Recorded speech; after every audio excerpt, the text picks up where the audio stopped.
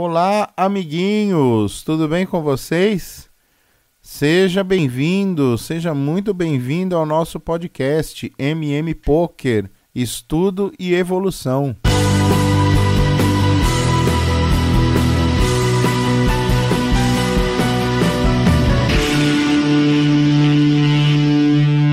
Muito bem, então. Então hoje eu vou novamente pedir desculpas, porque minha voz não tá aquelas coisas, né? Mas a gente tá aí jogando, a gente tá aí porque o jogo não para e temos que estudar e temos que evoluir, certo, turminha? Então, hoje, o nosso episódio de hoje é sobre leitura. O que é leitura no poker? Bom, leitura é quando você tenta adivinhar a mão do seu adversário.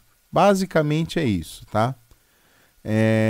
O jogo mudou de uns anos para cá, né? Então, antigamente o pessoal tentava acertar exatamente a mão que o adversário tinha. Essa forma de pensar foi evoluindo para coisas como eu vou adivinhar ou eu vou colocar o meu adversário em um range, que a gente chama, né, do inglês range, né, intervalo. Então eu vou colocar o meu oponente em um intervalo de mãos. Então eu vou jogar minha mão contra o intervalo de mãos dele. E hoje algumas abordagens mais avançadas já tratam assim. Eu vou jogar o meu intervalo de mãos contra o intervalo de mãos dele, ou que eu acho que ele tem. Então eu fazendo a leitura do meu oponente e o oponente fazendo a leitura da minha mão, me colocando num intervalo, né? E é claro, isso é um estudo bem complexo, é um estudo que demanda muito estudo, claro, muita prática, mas eu queria contar para vocês uma experiência interessante que eu tive jogando no Cassino Buenos Aires, né? A semana passada eu estive em Buenos Aires, né? Estive a passeio com a minha esposa. E um dia a gente pegou uma noite lá, falou, vamos pro cassino. Fui conhecer o Cassino Buenos Aires, que é um lugar muito legal. São 2 navios ancorados, né, no porto lá de Buenos Aires, numa área reservada, né, deles. E esses navios são cheios de roleta, de caça-níquel, e tem muitas coisas lá. Inclusive, um dos andares é dedicado a pôquer. Então a gente pegou, falou, vamos jogar um torneiozinho de pôquer aqui. E infelizmente quando eu cheguei lá, o torneio do dia já tinha acabado as inscrições, né? Já tinha passado o período de late registration, né? Que é o que a gente chama de registro tardio, ou seja, o torneio começa às 3 horas da tarde, mas tem registro tardio até às 6:30 da tarde, né? Às 6:30 da noite. Infelizmente eu só consegui chegar lá depois das 6:30 e aí não dava mais para entrar no torneio. Porém, tinham mesas de cash game. E o que é o cash game? Cash game ou ring game, que a gente conhece também com esse nome, são as mesas onde as fichas valem dinheiro. Então eu vou lá, compro uma quantidade de fichas com o meu dinheiro, então cada ficha vale R$1, cada ficha vale uma unidade monetária. No caso lá eram pesos, né? Pesos argentinos. E aí eu comprei o jogo, acho que o cash funciona assim, eu tenho um mínimo, que é o que a gente chama de frente, né? Então era 3.000 pesos de frente, que dá uns R$300. E as blinds eram 50, 100, ou seja, o small blind paga 50 e o big blind paga 100. E aí eu fui jogar o Texas Hold'em, né, que é a modalidade que eu jogo. E aí eu falei, já que eu tô aqui e não tem mais torneio para jogar, eu vou jogar um cashzinho maroto, como diria um dos meus professores, Eduardo Spessotti. Grande abraço, Spessotti. E aí eu comecei a jogar e tal, o jogo tava legal, assim, tava vindo poucas mãos de valor, né? Eu consegui encaixar alguns blefes, mas acabei perdendo um pouquinho, né? Veio uma parada lá que eu tava com um Ás e Dama e acabei perdendo um pouco de fichas, porque o cara fez uma trinca lá, eu não lembro exatamente qual era a mão. Mas a mão que eu gostaria de discutir com vocês aqui ocorreu quando eu estava com umas 2.400 fichas. Eu entrei com 3.000 fichas, né? E aí eu peguei, saio do TG com dama-dama, com par de damas. E aí o TG, para quem não sabe, eu já expliquei isso em outro episódio, mas o TG é a abreviação para Under the Gun. Significa que é o cara que está sob a mira do revólver, porque ele é o primeiro a falar daquela mão. Então, toda ação que vem inicia com o TG. Então, é o cara que está sob mais pressão, porque ele tem o jogo dele ali e ele tem que fazer alguma coisa e ele é o primeiro a falar. Ele não sabe que ninguém tem na frente dele. Pois bem, eu estava no TG e olha as cartas, estou com um par de damas. Aí o que eu faço? Eu dou um raise para, acho que, 450 fichas. Então eu faço, os blinds eram 50, 100, eu fiz 4 vezes e meia. O que ocorre? Ocorreu que o rapaz estava do meu lado, deu fold, né? Eu estava na posição 1 da mesa. Então são 9 posições, eu estava na posição 1. A posição 2 fold, a posição 3 fold. Fold é quando a gente desiste, né? Joga fora as cartas e desiste da mão. E aí o rapaz da posição 4, que estava bem à minha frente, fez um raise para mais ou menos 10 vezes o meu valor. Eu tinha apostado 450, ele fez um raise para 4.500. E aí eu falei, caramba, esse cara deve ter jogo, porque 4.500, né? Em cima do meu raise do UTG, porque o que acontece? O UTG é uma posição que a gente costuma não jogar cartas ruins. Porque se todo mundo ainda tem que falar na minha frente, se eu jogar com qualquer coisa, a chance de alguém ressubir a minha aposta, né, fazer um tribet em cima de mim, ou um raise, se for numa mão depois do flop, é muito grande. Então eu posso tomar uma na orelha ali, e ficar esperto e perder as fichas que eu já apostei, se eu jogar com qualquer carta.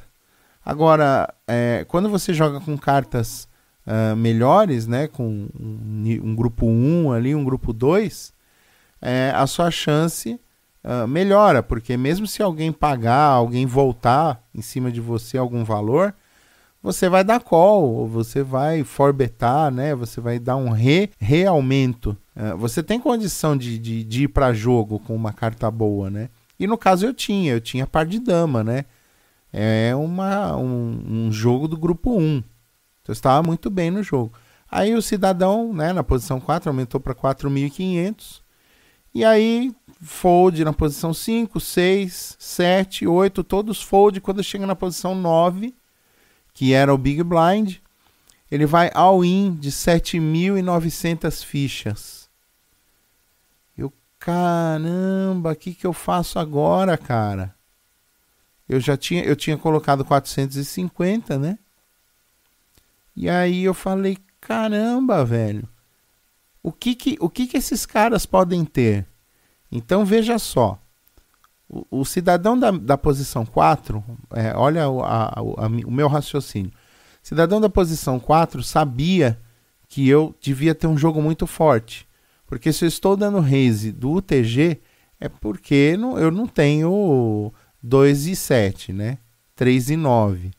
Vala 4, né? Eu devo ter um jogo interessante. Para o cara fazer uma bela de uma aposta em cima, ou ele é um blefador totalmente retardado, ou ele tem um jogo melhor que o meu, na cabeça dele. Aí vamos à ação para o próximo. Sabendo de tudo isso, que eu do TG dei um raise, devo ter um jogo muito bom. O cara deu um outro raise, da posição 4, sabendo que eu tinha um jogo muito bom. E aí ele vai e dá all-in de 7.900 fichas. Cara, qual é a minha análise? No mínimo, eles estão os dois maiores que eu, tá? Ou tem algum cara com Ice Rei lá e tentando a sorte, tentando fazer um coin flip. Só para esclarecer, então, o que é coin flip? Coin flip é quando você tem uma mão e vai de all-in com a outra, e essas mãos, a possibilidade de ganharem é muito próxima de 50% cada uma. Então é a mesma probabilidade de você jogar uma moeda para cima, que é coin flip, entendeu? Cara ou coroa. Então a mesma probabilidade de ser cara ou coroa é mais ou menos as cartas, por exemplo, par de dama contra ás e rei. É coin flip, acho que é 53% por par de dama e 47% pro ás e rei. Aí eu falei, bom, no máximo o cara tá com coin flip de Akai, querendo fazer cara ou coroa com AK, né? E aí, o que acontece? Eu fiz essa leitura, falei, com certeza é alguma coisa muito grande, né? Provavelmente ás e rei, e eu tô com esse dama aqui. Então, se alguém tiver pagando com AK, que deve ser um total debilóide, assim, deixa o cara, as fichas, o cara pagou, as fichas é dele, né? Joga do jeito que ele quiser. Mas, pelo andamento que tava a mesa, né? Pela forma com que os jogadores estavam jogando, todos assim, conscientes, sem fazer nenhuma loucura e tal. Eu falei, eu acho que é ás contra rei. E eu tô com uma dama aqui. Então, o que eu vou fazer? Se eu, pela minha leitura, eu tava jogando contra um ás e um rei, eu com dama, qual era a ação correta? Fold. Né? Eu tinha que desistir, tinha que abortar a mão e perder o mínimo de fichas possível. Pensei, fiquei com uma dó miserável de jogar fora aquele par de dama. Mas enfim, foldei, né? Desisti da ação. Desisti e aí foram pro showdown, porque todo mundo deu fold, todo mundo desistiu, ficou só os dois. Quando tá só os dois de all-in call, né? Eu não lembro se eu falei que o rapaz que tinha aumentado da posição 4, ele foi de call, né? O menino que deu all-in na posição 9, ele tinha 7.900 fichas, eu acho, e aí ele tinha o cara da posição 4 lá, que tinha aumentado para 4.000 e pouco, ele tinha mais fichas, e aí deu call no all-in do amiguinho lá. E aí esse cara da posição 4 abre ás, e o cara que foi all-in primeiro, de 7.900, abre rei. Ou seja, a minha leitura foi perfeita. Eu acho que fiquei orgulhoso na hora, porque foi uma das leituras mais corretas que eu fiz na vida, assim. Tipo, esse cara tem ás, um dos dois tem ás e o outro tem rei. É o mais óbvio para essa ação nesse momento. Para reis em cima do meu aumento no UTG, e o outro indo de all-in em cima de tudo isso. Então, a minha ação foi correta, eu foldei o dama, estava perdendo. Mas é claro que o baralho vai dar suas traquinagens, porque bate a dama no flop. Quando abre as 3 primeiras cartas comunitárias, que a gente chama de flop, bate lá 6, dama e 4, river 7, turn 7, river 9. E aí eu teria puxado tudo com uma trinca de damas. Mas, enfim, a gente não joga pelo que vai bater, a gente joga pela ação mais correta naquela situação no longo prazo. Então o estudo que a gente faz de pôquer é esse. Qual é a situação mais correta que eu devo tomar para que eu seja lucrativo no longo prazo? Então, nesta situação, com estes aumentos, com estes jogadores, com esses perfis de jogadores que jogam esses intervalos de mãos com frequência, ou que jogam estes intervalos de mãos nestas posições com certa frequência, qual seria a ação mais correta a ser tomada? E eu tomei a ação mais correta a ser tomada, que era foldar o par de dama, né? Lógico que eu fiquei prostituto da vida, porque bateu a dama e não bateu nem ás nem rei. Eu teria puxado o pote de todo mundo, teria triplicado minhas fichas, mas até aí faz parte, isso é a parte do jogo que a gente não controla, que são as cartas. né? A gente não tem controle sobre as cartas, a gente tem controle sobre as nossas ações. E a minha ação ali naquele momento foi correta. Mas é isso então, turma. Então, eu queria só contar essa mão, que foi uma jogada muito acertada que eu fiz, porém deu uma zebra danada, né? Mas a gente, como eu disse, joga pela possibilidade de tornar aquela ação lucrativa. E a gente entende isso que fazendo a projeção daquela ação a longo prazo.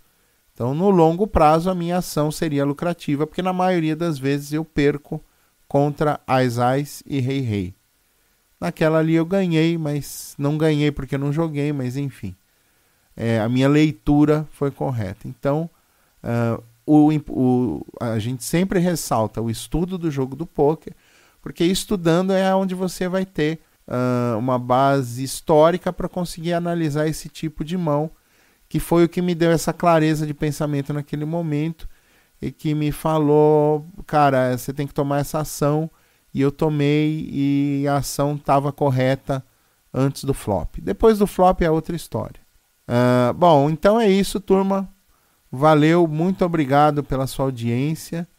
E se você está aprendendo a jogar pôquer, ou se você quer aprender a jogar pôquer e conhecer o nosso podcast aqui, então eu peço para que você vá na minha página, marciomartins.com.br, e você baixe o meu e-book, Aprenda a Jogar Pôquer em 7 lições.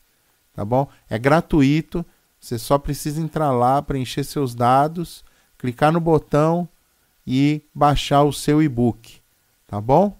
Para você que está aprendendo a jogar pôquer, para você que está começando aí no pôquer, esse é o meu e-book. É curtinho, é uma breve explicação, mas ali você vai conseguir entender as regras básicas do pôquer e é um ponto de partida para você começar a estudar e a se desenvolver nesse jogo. Tá bom, galera? Então é isso, valeu, muito obrigado e até a próxima!